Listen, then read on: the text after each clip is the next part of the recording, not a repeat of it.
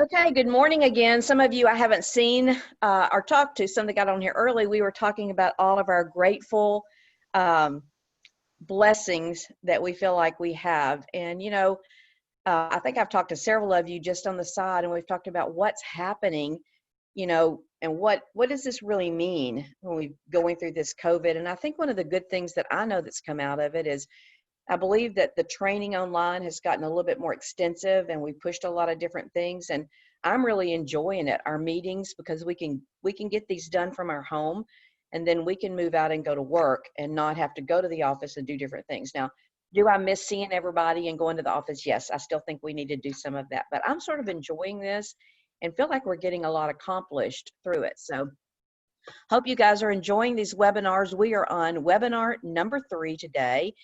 And working with buyers is what I had promised. I've got a couple of different surprises for you. I think you're going to enjoy. I'm going to interview Jason Eason. He is the director of new agents on my team, and he has been killing it even in the middle of COVID. So also I want to talk to you a little bit about what I said over here, production in 7 days above buyers. When I was the productivity coach, that was a thing that we just said. And Rachel and Darlene, all this time that you've been waiting on your license to come in, some of you that are on here that are newly licensed, that's what that means, that you're getting the meat, you're taking in the substance to really be productive once it hits. And then what I'm trying to do with some of these webinars is to bring you the meat, the basics. So as we talked about in the very first webinar that we had, we went over your listing presentation, the different sections of that. And I told you that that's one of the basics that's so important for you to grasp and understand and be able to present, not reading your script that's on there, but to know what comes next, what are you going to say to them and how are you going to say it, and to get that verbiage down so that it's you. Then we talked about putting that listing presentation together, how you're going to go to the courthouse and do all the different things to do the intricate parts so that the seller can understand exactly why you're pricing his house where it needs to be and why you're the best agent for the job of marketing and selling that home. And the day we're going to talk about buyers, I have included because the buyer consultation that we do includes contract to close. Contract to close is pretty much the same whether it's a buyer or seller. And I had told you that the 4th webinar we would do contract to close, but I have a surprise. I'm going to let you guys send me some things that you think would really be interesting, but my mind, I think I'm going to go towards setting up your business goals and understanding what it takes to make so much money and doing some different things with your business. So you can let me know if that sounds interesting to you. You know, how do you put a 411 together? What is the use of a 135 and how does that play into your business? And what are the systems that's going to make this really work for you? What cloud are you using?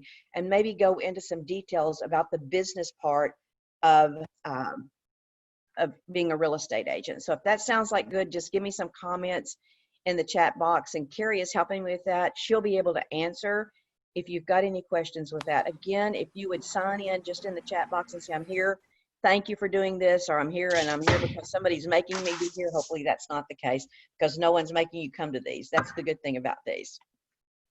Okay, this is some freebie that I thought would be interesting. Every year I go to NAR and I purchase their profiles for buyers and sellers, and then I pull statistics off and share it with my team. And so this year, one of the things that we saw on there that actually is in one of the outlines that you saw in the listing presentation, 95% of the consumers start their search online. So when they're looking to buy a home, they go to one of the search engines that helps them with finding homes, and 95% of the people, the buyers, start their search there.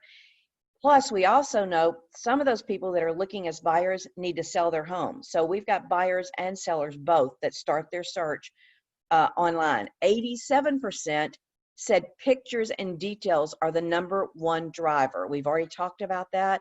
We've discussed that good pictures make a lot of difference.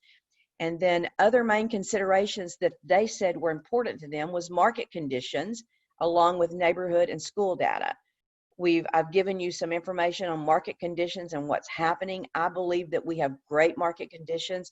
We're in a seller's market, and I think it's important with those slides that I shared with you earlier, that you explain to them exactly where we are, what's happening, and you keep that updated, not just the market nationally, but our local market.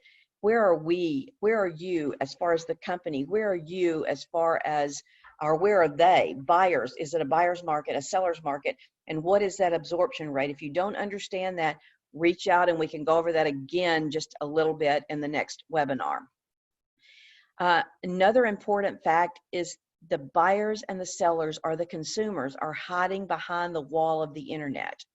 Understand, important factor here from NAR, over 70% choose their agent based on the first person to provide relevant content.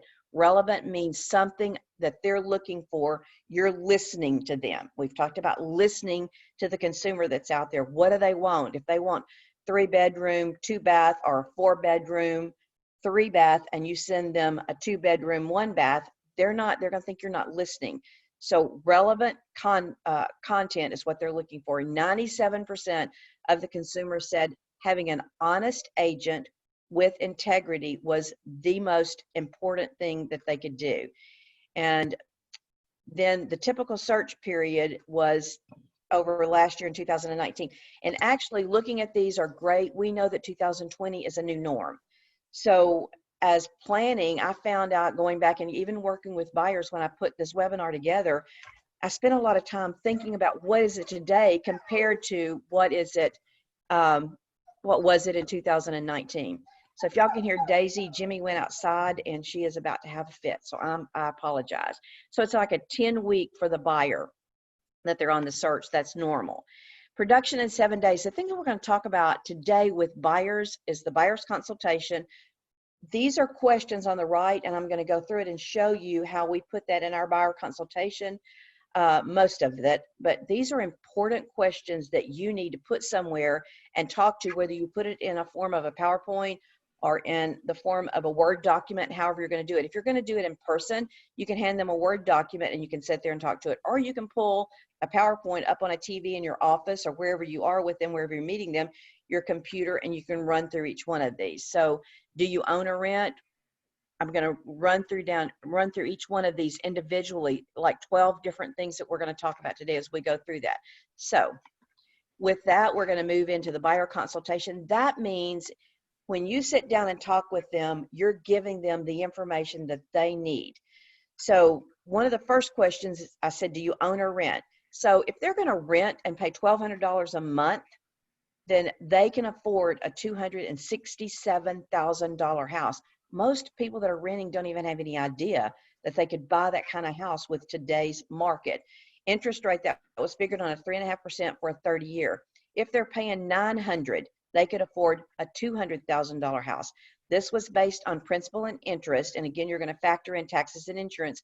And if there's private mortgage insurance monthly, then you're going to look at that. But just a base figure for you to go in on a calculator, principal and interest, $1,200, $267, $900, $200. I have closed homes before and writing the offer just by providing that kind of information for them. So if you own, is your current home on the market? Really important, because if it's not and their home has to sell, then you're going to need to get it on the market, because when you write an offer, and especially today, any price range that you look at today, we're in a seller's market. Again, very low absorption for that. So they need to get their home on the market. If it is on the market and you're visiting with them, do they already have an agent? We'll talk about that in a few minutes, that they are signed up to buy a new home with. If they rent, when does their lease expire? This is so important. If they're in a lease and it's for 6 months and they're in the second month and they're looking for a house, you need to visit with them and see what are the repercussions if you move out of that house, because you're going to find one quickly, and you need to understand, can they move on it, or are they not going to be able to, and work with them in that. A lot of companies that you lease from out there will let you sublease it. There's different sellers may pay the lease off as part of the closing things. There's all kinds of things you can do, but knowledge is going to be the consensus of what you do for closing the deal. How long have you been looking? This is really important. We have a lot of looky-loos that are out there in the market today, and in that market, they may just be looking at homes and really not ready to buy. So that tells you, if they're looking, they probably are looking for a house to buy. And then the next one is, have you found anything that you liked? Again, you are asking questions about what's going to happen when you find that house. Is the right house? Are they ready to buy? Sometimes they're just looking and they haven't found it. What stopped you from buying? That's a question that you're going to ask them if they've been looking for a long time. Was it the price? Did someone not show you the right things? What amenities are you looking for? Again, you're trying to connect, find out what you're going to be looking for that buyer. Ideally, when would you like them to move into your new home? This gives you great information, because they're going to just tell you the truth. Well, I really don't have to move. I'm living with my parents, or I do have to move because I'm living with my parents, or I've got a friend and we're in an apartment and I'd really like to give them their freedom back, so I'm ready right now. Or, ideally, especially in today, some of the A buyers that are ready to move may become B plus buyers. Doesn't mean that they're not willing to move. What it does mean is that you have to find the right thing under the right circumstances. Just like Jenny said in the very beginning, that she showed a house and they insisted that she wear booties. Some of the people wouldn't take their shoes off. A good reason for you to carry some of those in your car, so that if they require that, you can give them booties so they don't have to take their shoes off. Be prepared when you're working with buyers and sellers of a home that you're looking for. What price range are you looking at? How did you arrive at that dollar amount? This is a great question, because we just had a buyer that called that was, hang on, I'm going to take a short break and I'm going to put Daisy up, because Jimmy's outside and she is, I don't know if you guys can hear her or not, but I'll be right back with that.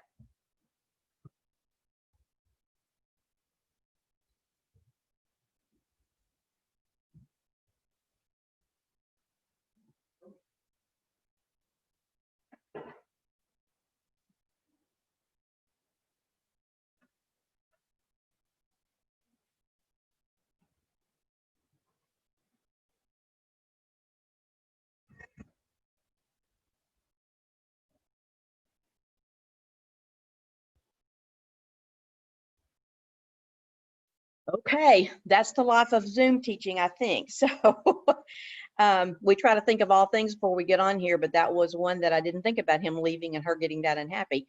All right, so one of the things we were talking about is, what price range are you looking for? A lot of times when you ask that question, they may have looked at home with another agent, and it may have been a year ago, and they may have qualified for a $150,000 home, and all of a sudden they've had a job change, and when that job change happened, they've got more income, and they may have a totally different situation. This guy that we talked to, that was a friend of mine from my hometown, he said that he was looking for 150, and when I told him what he was making and figured a payment, he could qualify for 200. That's where I got the 267. He was looking at $1,200 a month that he would be comfortable with. So you need to ask those questions, and you need to be able to go backwards. If they tell you they want a $1,200 payment, then you need to be able to put the payment in there, the interest rate in there, the terms in there, and tell them what they can afford with that. Now, these are going to be conditioned to them seeing a lender and making sure their credit is okay. When I'm talking to a buyer in this area, I always say, is there anything on your credit that you might be concerned about? Have you had any 30-day payments that are late? You can say those kind. Have you ever had a bankruptcy? You can ask those questions, because you might as well get it out in the open. If they just came out of bankruptcy, there could be a problem. The biggest problem is foreclosure. Have they had a foreclosure on their home? Most people will tell you these things because the number one thing that they are concerned about right now, they're looking and they want a house, and the first hurdle they have to get over is credit and qualifying for that house. So they're going to tell you their whole life history if you just have the nerve to ask. I've had some agents go, well, that's really none of my business. I disagree, because I believe that we're there to help them. And you can say, how much are your bills a month if you're asking. Now, today, I used to pre-qualify. Of course, I've owned a mortgage company and had a joint venture with a title company. So I went through a lot of the different situations so that I knew the right questions to ask. I want to tell you today, as a new agent or an experienced agent, we need to lean more on the lenders, because there are so many different scenarios out there that the lenders have, that you need to get them with a lender as quickly as possible. You can do the basics and you can feel good, but before you start showing houses, I would get them in and get them what we call qualified or pre-qualified and ready to go. An easy way to get them to talking about their finances is question number 10. Will you be paying cash, will you be financing the home? And I think that a lot of people laugh, and you say, will you be paying cash? And they go, no. If you find one that says yes, then you go, yippee, I've got a cash buyer here. So much easier to deal with when you're writing that contract. There is no qualifying. Generally, there are no appraisers that are involved in that. However, I'm seeing more and more today that if you're paying cash, you still want to know that the house appraised, and so they're paying for that appraisal. So you still have to go through that hurdle. But cash is good. If they're not paying cash, they'll sort of laugh and go, oh no, I'm not going to do that. So how much money do I need down payment? Those kind of things. So the next question is financing, if they laugh at that. So you can talk about the financing there. And have you spoken to a lender? Probably you're going to know the answer to this in the other communications, but if you don't, you want to know, have they already talked to someone? And here's where you may talk to them about your affiliates that you are involved with, your partners in your business. And if you don't have those yet, I would suggest that you set up either phone interview, Zoom interview, talk to a lender, and we'll go through that list a little bit later as we move through this presentation. But get those partners with you. Even if you're not a team, if you're an individual agent working, you need an affiliate and you become a team, because they do a lot of this stuff for you. And when you have a problem and they're on your team and you use them often, they're going to be there to help you. So when I'm talking to a buyer or a seller, I always tell them about the people that I've worked with for years and how I value that reputation. Now, we can't tell someone who to use, so don't ever do that. Let them use who they want to. However, you can tell them, if I were buying a home or selling a home, this is who I would use. And if we get into a problem, financing, a lot of times, if you're using a lender that you've never communicated with before, you don't, as the agent, have as much communication back and forth. So you're going to have to rely on that person, that buyer that you're talking to have a better communication with that lender, even though you can get in there. And so just let them know that it goes more smoothly if they don't have someone, and if they don't have a good reason why they're using that person, to go with someone that you already have a rapport with. So when you ask them if they've spoken, you want to know if they've been pre-approved, and then you want to know when, because those pre-approvals are really good for only like 90 days. So if they did it 6 months ago, they're going to need to go back in and they're going to run some new things for them. This is a really important question. Are you working with a realtor? How long? And if so, have you signed an agreement with them? So, you know, we have ethics that we go by with the National Association, with our local association. And just in working with other realtors in the community, you always want to be ethical. Now, there are people out there, especially when they come to open houses and those kind of things, there's people out there that will say, yes, I have a realtor, and you say, great, who is it? And they can't even remember their name. So they don't really have a realtor, and they really haven't signed anything. If they have signed an exclusive buyer's agency contract, they are tied to that person, just like you listed a house. So if you listed a home and somebody came in and talked to that seller, he would still owe you a commission. The same thing goes for buyers. Sometimes it's hard for us to wrap our head around that, but you have listed that buyer. And so it is your job to explain that exclusive buyer's agency and the contract to them, so that they understand that when they meet someone else, they can say, yes, I'm working with Marcella Hagan. I just wanted to see this house at an open house. So buying a home, do you know the lingo? Again, this is part of it that I researched that I think it's going to be really good for us to start adding to our buyer consultation, because there's a lot of things that they don't know.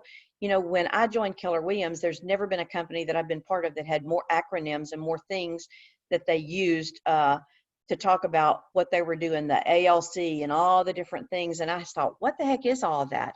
A lot of times the buyer doesn't understand what we're talking about unless we explain it. So I would include this in your explanation. And here's some of the things that an appraisal, if that's a professional analysis used to estimate the value of the home, a necessary step in validating a home's worth to you and the lender as you secure financing. A couple of things that we've talked about when you get something under contract, and we'll talk about the other one in just a minute, but the appraisal is number one. If that property does not appraise, then you've got negotiations to start all over again. If it appraised low, we've got a problem. If it overappraised, then that's a great thing. Sometimes they think you've priced it too low, or they priced it too low. Very seldom does that happen, especially in this market. We are seeing homes that are getting offers like we talked about last week, the one we had that was $17,000 over. And we had another one this week that we had 2 cash offers. And Jason, we're going to interview in a little while. That was his, and he may talk a little bit about that. But it's nice to have 2 cash offers that are full price or over with that. Again, you're going to look at all the other integral parts of the contract, not just the price, to see what's best for the seller. Then closing costs. Those are the fees required to complete the real estate transaction. This is what's paid at closing. They include points, taxes, title insurance, financing costs, and items that can be in prepaid, or these are your escrow. You need to go through and explain these to every buyer that you sit down with. That way, you don't have a problem once they get into the contract or they get into the closing with that. So, and then credit scores. Credit scores are ranging from 300 to 850. And honestly, the longer you're in this business, you think 300, I've never seen a 300. You'll probably see some as low as that.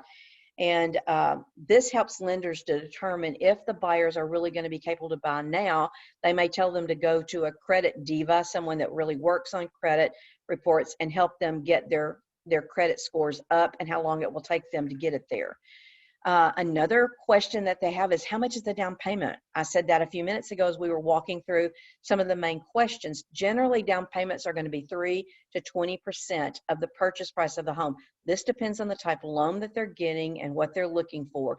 There are a lot of zero down programs that are available, and they need to talk to their lender to get more information on that. A mortgage rate, the interest rate that they can borrow at. There's all kinds of things that vary on this. You can explain to them if their credit is lower, then their interest rate is probably going to be a little bit higher than someone that's got a great credit score and their payment history looks really, really good. So the lower the rate, the better. We all know that. And then a pre-approval letter. We had one of these this week, and again, I think that was Jason's on this, pre-approval from the letter, but also I want to take that one step further, a letter from the buyers stating why they want this house.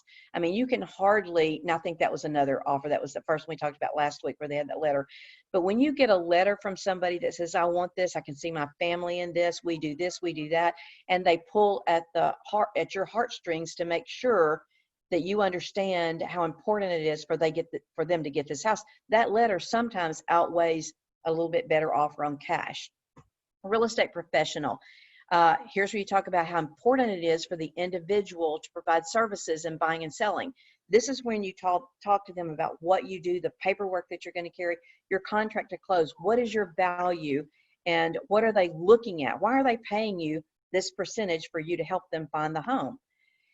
I thought this was really interesting, and this may be something that you want to add again in your slide. So this is the buyer's purchasing power. This talks about the interest rate, and we're in a very low interest rate market. I've said that a lot, but that's really important. So if this buyer were looking at paying $1,200 is what this scenario was a month, the lower the rate, the higher the purchasing power climbs, meaning you can buy more for your money when the rates are low. So if you look at this little graph here, 300,000 at 2.75 is 12.25. That means that at 1,200 being their comfort level, 300 is, even at 2.75, is out. If you look up there, if they were getting a 3.50, then their payments, their taxes and insurance would be up at 13.47. And so with that there, they're out of that 300 price range.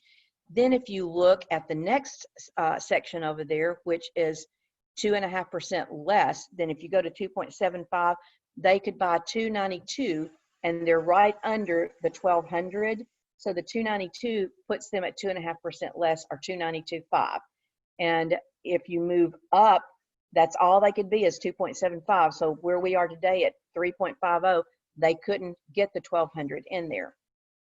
Then at the next one, you can see at 3, they can get 1,202.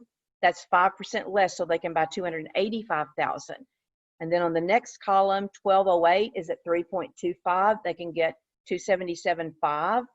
And then 270 gets them at 1,212. Remember a few minutes ago, I told you that a $1,200 would buy, and it was at 3.5, was 267. So that's really close because I took just did the 1,200.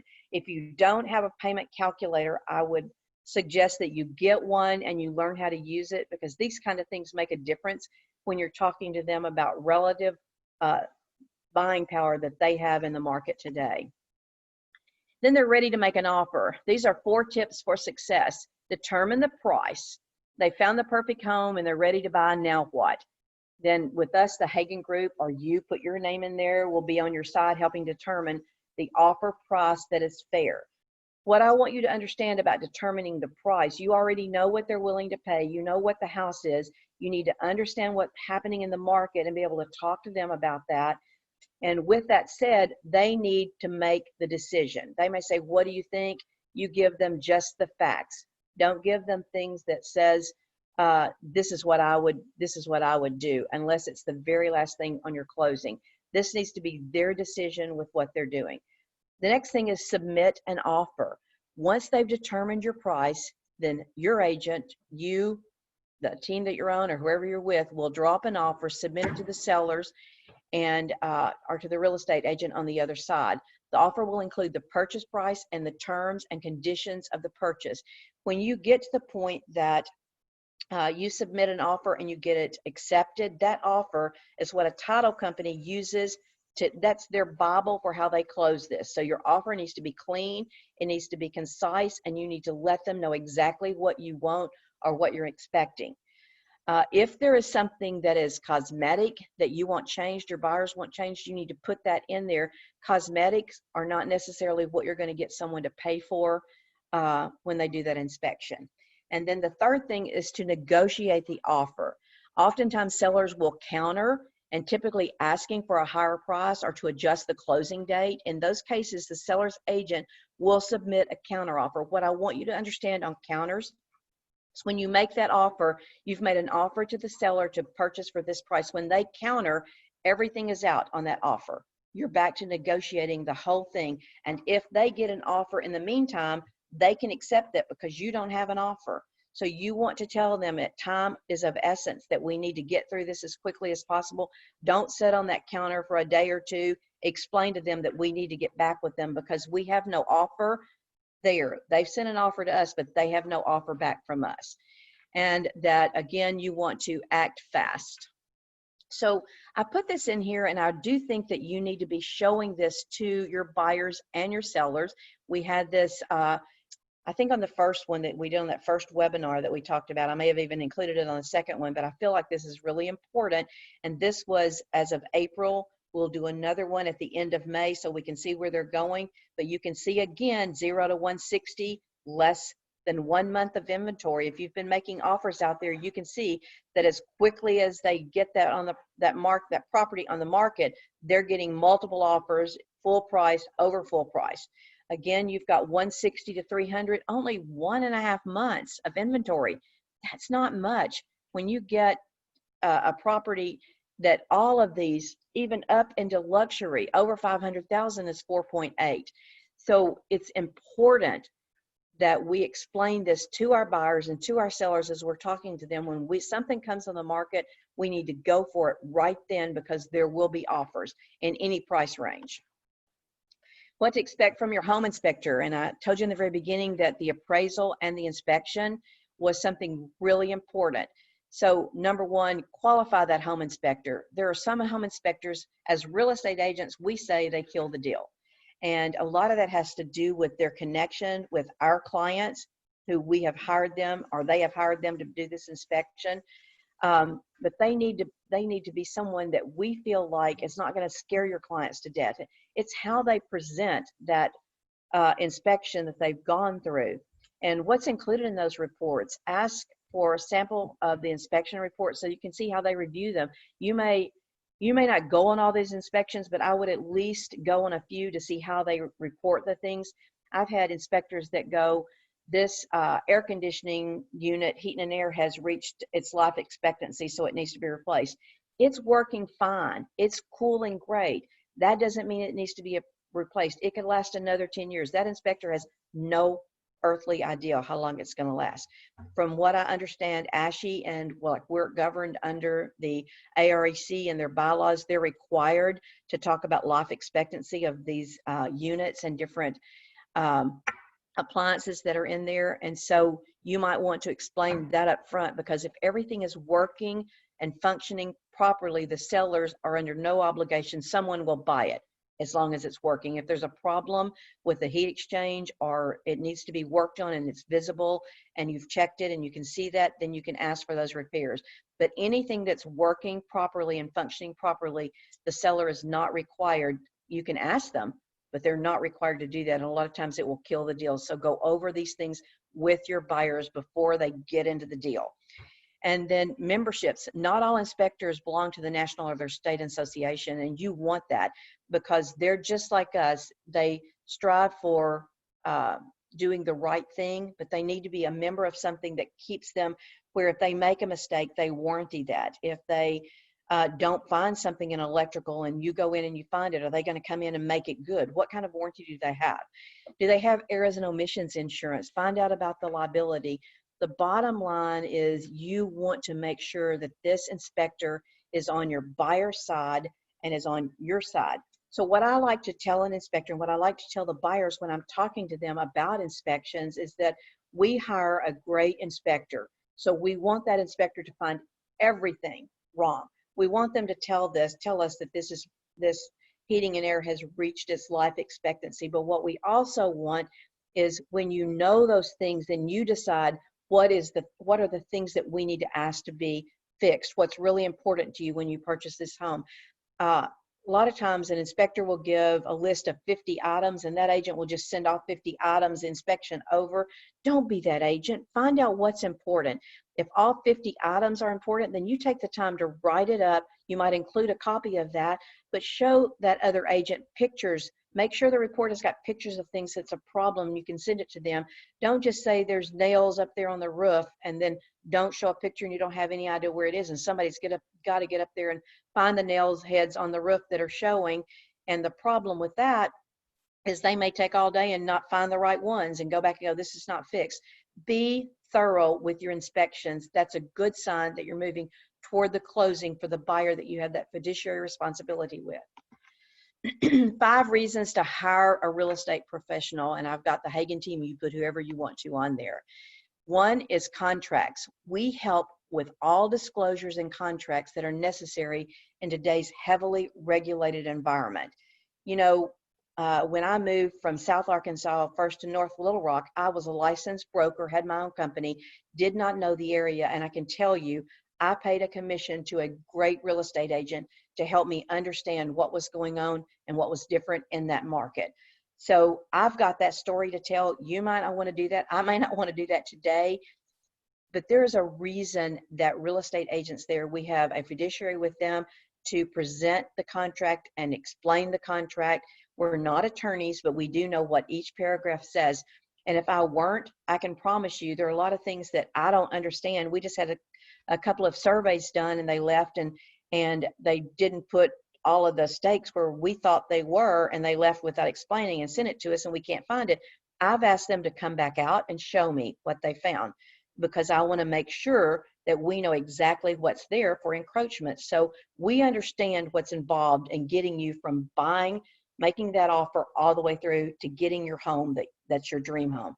Negotiations, really important. I'm a great negotiator. Lots of agents say this is their strong point. It needs to be your strong point. We act as a buffer. Do you know the hardest person for me to negotiate things for is me? When I go out and buy a car and I decide I really want that car, I pay too much because it's hard for me to walk away. I fall in love. You get your emotions involved. I'm a great negotiator with just the facts for somebody else, but it's hard for me to pull my emotions out and walk away from that deal when it's me involved. And then pricing, we've gone through all the pricing. We've gone through what kind of market it is, how we got there. We do the CMA. We've shown them all those and why it needs to be priced here and what's a good offer. Again, you don't want to tell them what the offer is, but you paint a picture for them so that they understand exactly how you got to that price and where they could feel comfortable or what they could feel comfortable paying for this house. And then the experience. We are well educated.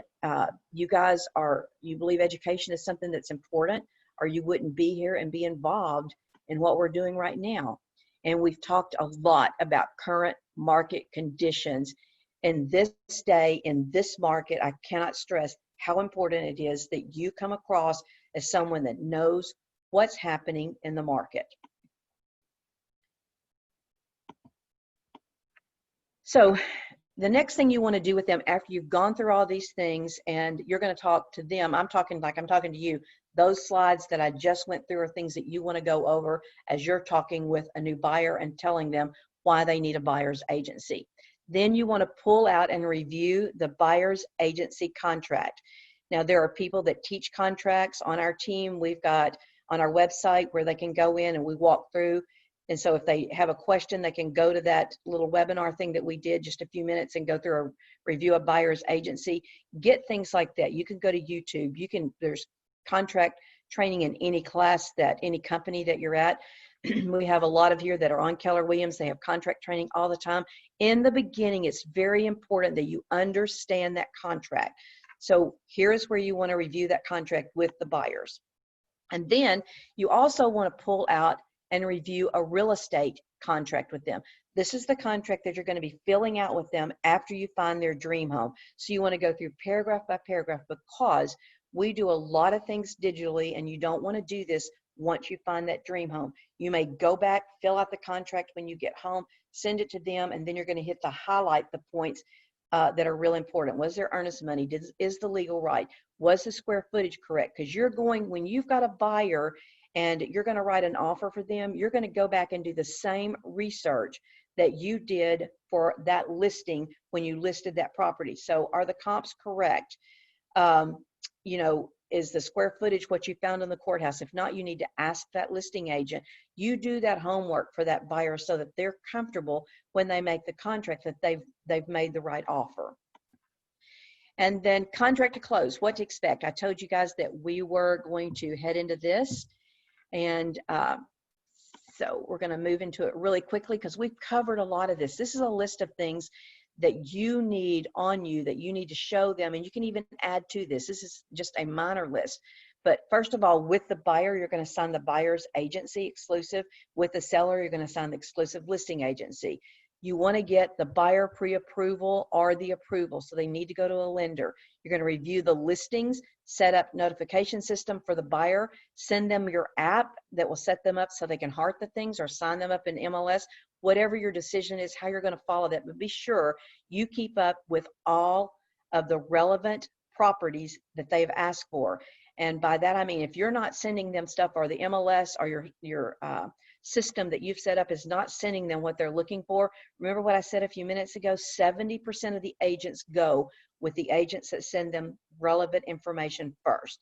Schedule showings, as we talked about, view the homes, and review market price. So today, a lot of the agents are looking at properties online, on Zoom, pulling the MLS up, going through the things that they feel are relevant, or a home that the buyer has sent them. They pull it up, go over the amenities with them there. If they say, yes, this is one.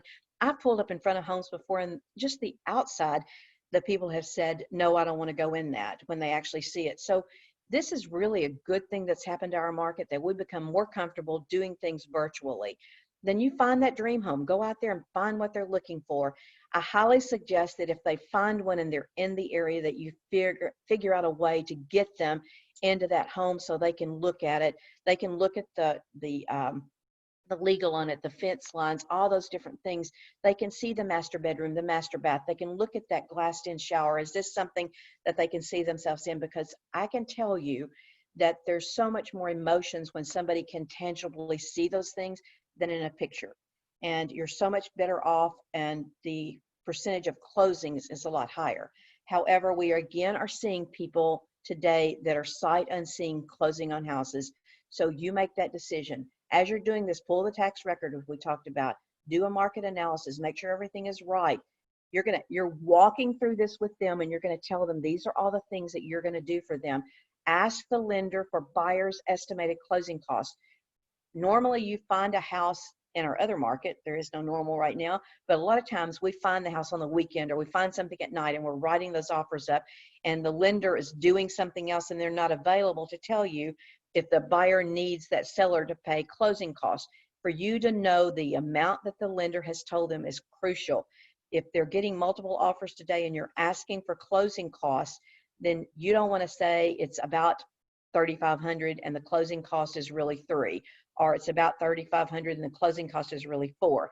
Once you get that from the lender, then they're more apt to get it exactly or as close as they can to what they told you. Because if you go over and they get another offer, if you say seller to pay buyer's closing costs not to exceed $4,000 and everything is the same, and they get another offer, everything is the same, and it says seller to pay buyer's closing costs not to exceed 3,500. Now the other person wins just because you estimated. So get with that lender. It's real important that you ask them if your buyer needs closing costs paid, what they're going to be. And then another thing is you want to determine the offer and the tentative closing date. So you want to get everything down. Are they going to put earnest money? They're going to receive a deposit per the contract. All the different things that are tangibles in that contract, then you pretty much want to go over with them so you don't have to be calling them back 2 or 3 times. The next thing you're going to do is deliver a fully executed copy to the lender, the title company, and the client as applicable. So once you get this done, the client is going to have it. If you're using Form Simplicity and you're using that, they're going to get a copy once everything is signed. Don't just wait to send that to your title company or lender. They need to start working immediately if you're expecting a 30-day close. Schedule the home inspection with the buyers, with the seller's agent, with the home inspector. Remember, you have 10 business days to get this done. On the 11th day, you're out of contract and you have actually not represented your buyer the way, the fiduciary responsibility that you have, because now you've got to go back to the seller's agent and ask them if you can have an extension on that home inspection. And if you don't, then you're just taking a chance all the way through to the end of whether they're going to fix things or not fix things, because they don't have to. You're out of contract. You have 10 business days, crucial to the contract. Get it done. Review the home inspection with the client. As I said a few minutes ago, don't be the agent that just sends over the inspection and says fix everything. Review that. What's really necessary? Because I'll say it again, we're getting multiple offers and you need to put your best foot forward. How you present. More agents, I'm going to stutter around on this because I want to say this right here. More agents kill a deal with the inspection than anything else, because they just don't go over it with their client. Go over it. Be the one that they understand this has got to be done. So when you're dealing with that other agent, you'll know how to negotiate for your client. There may be something that seems really trivial. They just don't want to do it. You need to know that. And if there are things that are very trivial, then you might go to the extent to call a repair person and have them go over there with the buyers to see how much it's going to cost. And maybe even say we would pay that repair person ourselves. Don't just give up. Go the second mile with these people. If you need a well or septic inspection, make sure that that's been ordered. The exact same with a termite. Understand that you went through this on the contract with them, that just because you're a seller and you've got a termite policy doesn't mean that it's going to cost the same as you paid to get that termite policy in place. So you need to find out what it was, and then probably 99.9% of the contracts that I've ever received ask for a termite clearance letter. And there is a charge for the clearance letter, and then they have to bring the termite coverage up to date. If there's a homeowners association involved, verify the amounts and let them know that there is a homeowners association. And do they pay it monthly? Do they pay it annually? What is it? And then order the survey or verify that it's been done as outlined in the contract. A survey is only good for about 30 days. Anything can happen. Someone can put a fence up. Someone can plant a garden. Someone can do anything. We know adverse possession is notoriously disputed for 7 years. So you need to let them know that you've done a survey. And I've got a good example of that for right now. We told you we just did a survey, and I've asked them to come back out and explain something, because there's a curb that the people that bought the house next door just closed on it not too long ago. The curb that the other sellers put in And they told us it was there, but I didn't know exactly where it was. They knew it was over on the property, but they did it to run the water so that it didn't run water from their property onto ours. But these new buyers or new sellers that are over there now, new owners, did not know that. And so I need to tell them that that curb, part of it's on our property. So notoriously disputed, they've taken care of it. After 7 years, I give up 3 feet of my property. So you really need to understand what that survey means to your clients, and they need to understand why it's important. A survey, you know, we had 2 lots out here surveyed and it was $750. It is not expensive when you're buying a home. It's probably one of the least expensive things that you have that will give you peace of mind. Some people still say they don't want a survey. It's important that you, as the real estate agent, go into detail about what can happen if you don't get one, and then say, that's up to you if you want one or you don't want one. We can ask if the sellers will pay for it. If they won't, then you still can decide if you want to do it and pay for it yourself. We'll find out what the cost is. They just need the facts.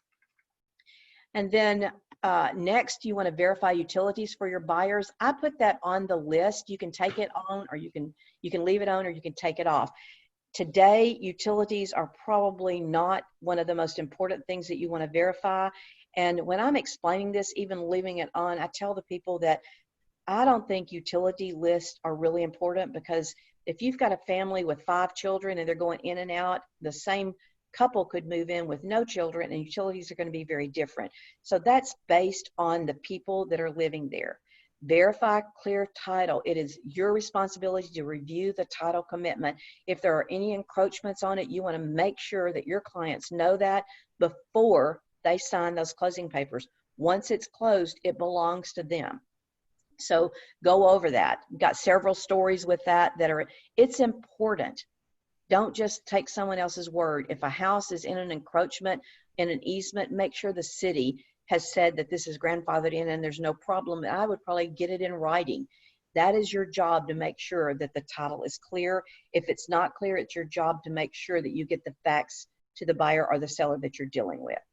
And then verify the closing time, the place, and notify all parties. This is really important today, because a lot of our closings are not happening in the title company. They're not, we've had some happen in a car recently. So I think a lot of that is moving back to more norm for title companies. However, verify it so you know what's happening. Schedule a final walkthrough. This is probably one of the most important things that you're going to be going through with them.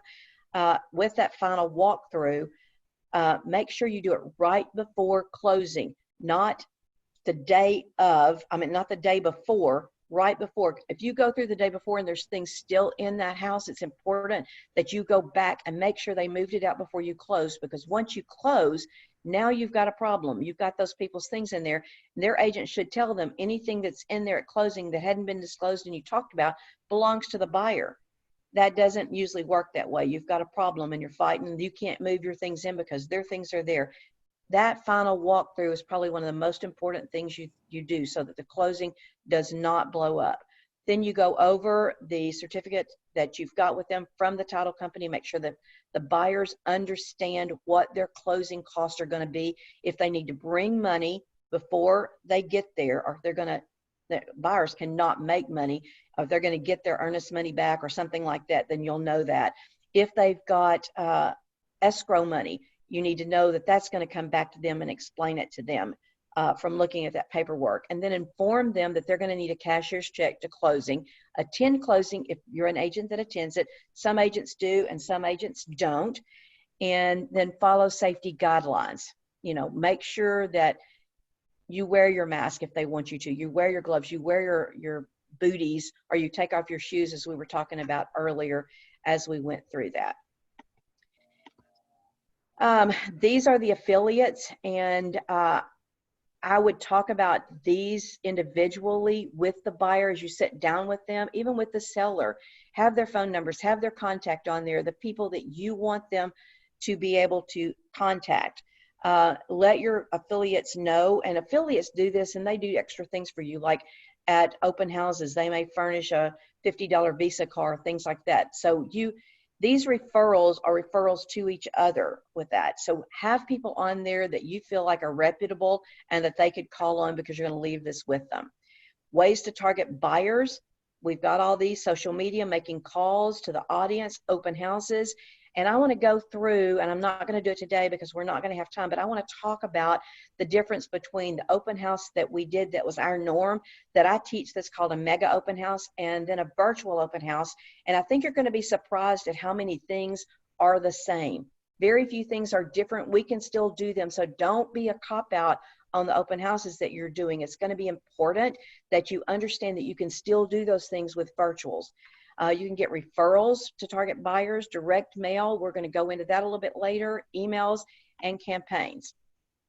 I'm going to skip through some of this because, and I'll cover this on another webinar that we're going to do. I want to get to, you said thank you, I want to get to our interview, and for lack of time, I don't want to cut him off a whole lot. I think you're going to be excited. Jason sent me a text the other day. He is on my team, and he is the director of new agents. However, he has not given up during COVID. His mindset has been so positive. He has worked through a lot of different things, and it's paid off. He's excited. He's going to talk to you about his mindset, accountability. If some of you need to get off the call at 11:30, I understand, but I wanted to give him the time to do that.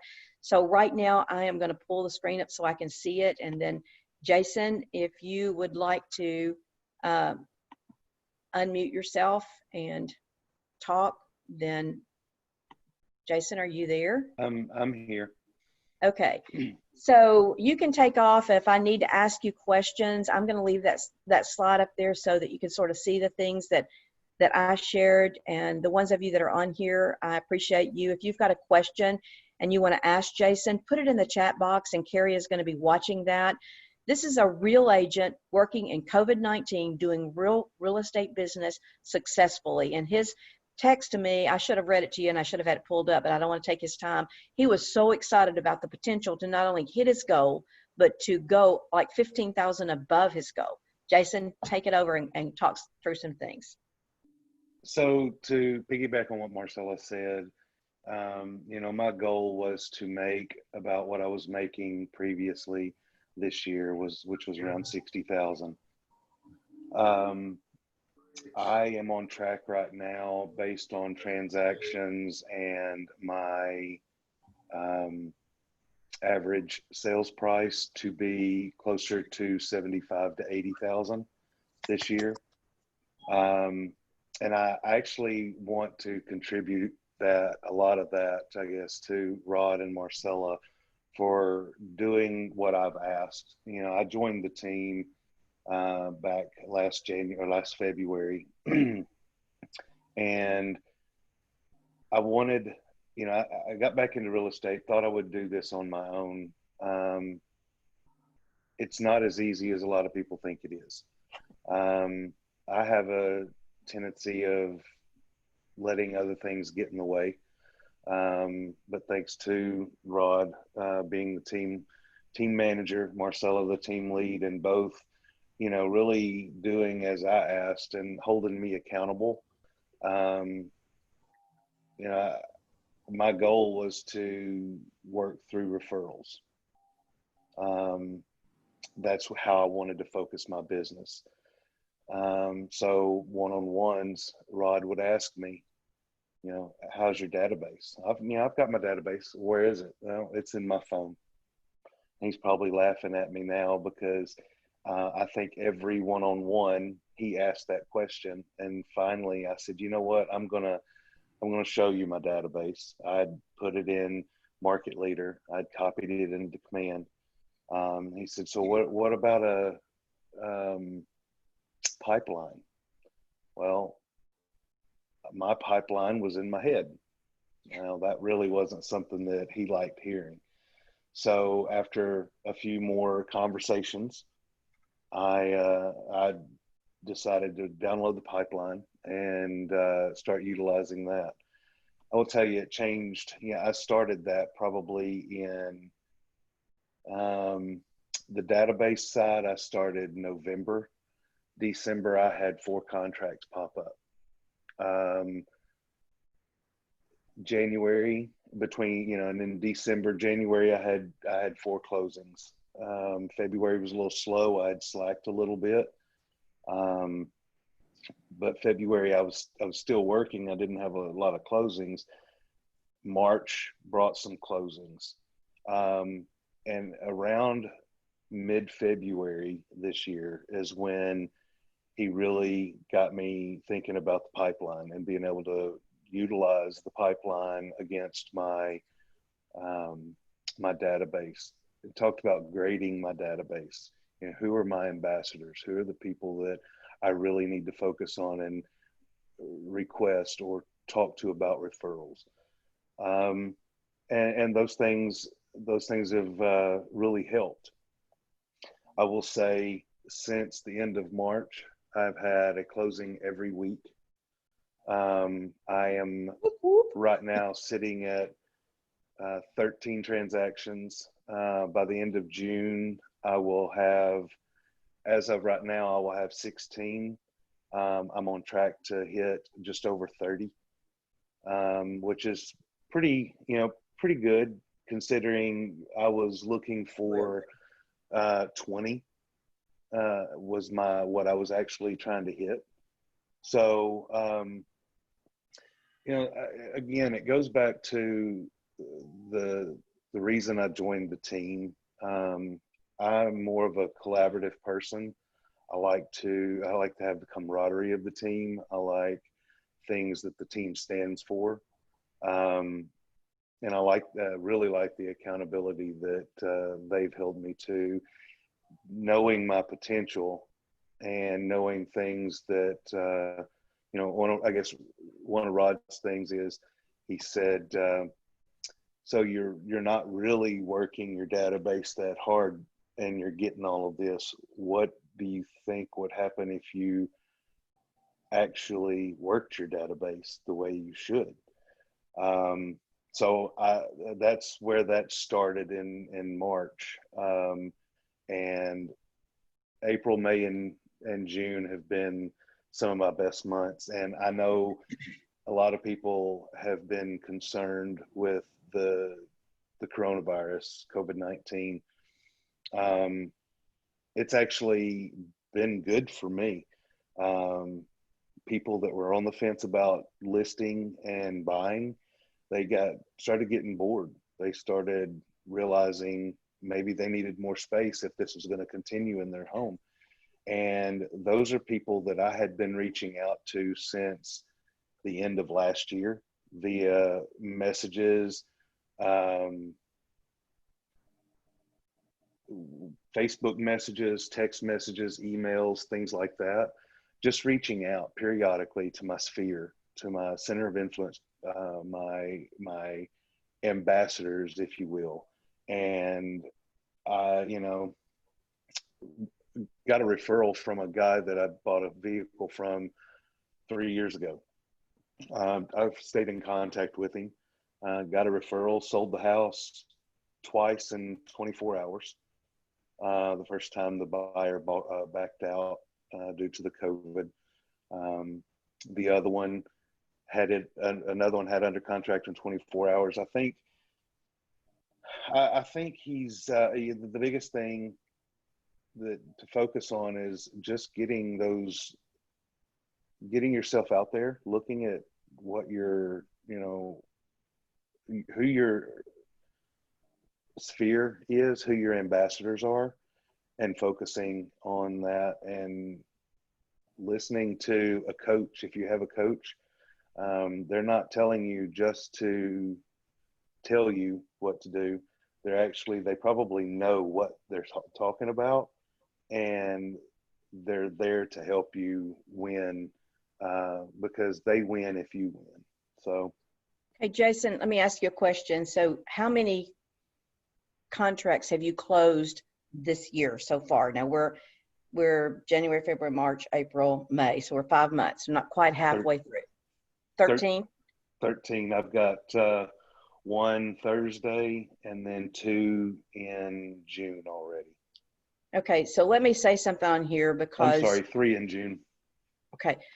If you don't know, they're coming out with a new, and they're going to announce this pretty soon, but I did some figuring, and if you're at Keller Williams, you can cap with an average of a $200,000 sale on the cap without 8 transactions. guys, I am telling you, this is very potential for you to make what Jason is saying to make. Another question, Jason, I wanted to ask now, you're not a brand new agent. You were in this before and you got out, just so they understand. And then you were going to do it on your own, and then you decided to come on the team. But how long have you been back in real estate, and how long were you out of real estate? So I've been back since this May will be 2 years. My first, I guess, 6 months, I probably did I think I did 1.6 million in transactions. Last year, I think I did hit 1.8 last year, maybe right at 2. This year I am as of right now, I am right at 3 million. Okay. Well, I just want to say congratulations. I'm very proud. In case y'all don't know, Jason is my nephew, so I take a whole lot of pride in him stepping up and really doing this the right way. So I appreciate you sharing today. I don't know, Carrie, are there any questions that somebody had for Jason as we were doing this?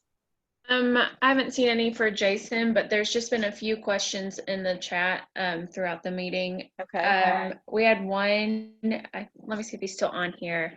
Is it Keaton? If I'm pronouncing that incorrect, I'm sorry.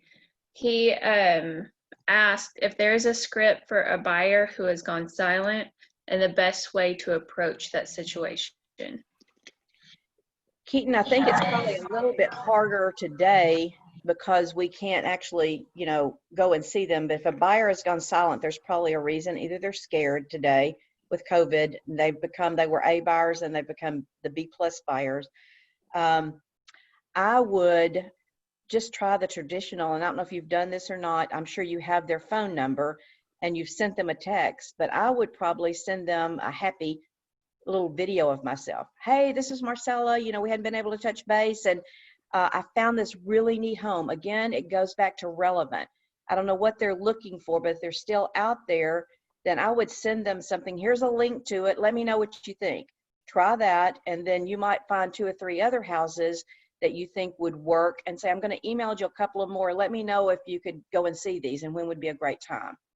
Keaton, are you still there? You want to unmute yourself and ask a question? You're welcome to.